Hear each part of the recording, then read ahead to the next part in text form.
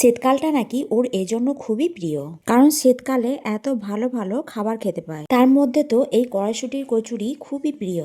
আমার মেয়ে তো আমাকে অনেকদিন ধরে বলে যাচ্ছে আমার জন্য কড়াইশুটির কচুরি বানিয়ে দাও। আর বানানোর তো এ এক আরো ঝামেলা। ছুটি থেকে কড়াইগুলোকে বের করে নিয়ে একটা মিক্সার জারের মধ্যে নিয়ে কড়াইশুটি, কাঁচা লঙ্কা, আদা, সামান্য নুন দিয়ে মিক্সার জারের মধ্যে দিয়ে ভালো করে পেস্ট বানিয়ে নিলাম।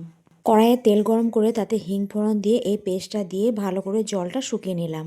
হ্যাঁ, সামান্য ভাজা জিরের গুঁড়ো দিয়েছিলাম। পরিমাণ মতো ময়দা নিয়ে তাতে পরিমাণ মতো নুন আর তেল দিয়ে ভালো করে ময়ান দিয়ে জল দিয়ে ভালো করে মাখিয়ে নিলাম ময়দাটা। তারপর একটু বড় সাইজের লেচি কেটে কড়াইশুটির পুরটা ভরে দিলাম ভালো করে, যাতে বেরিয়ে না যায়।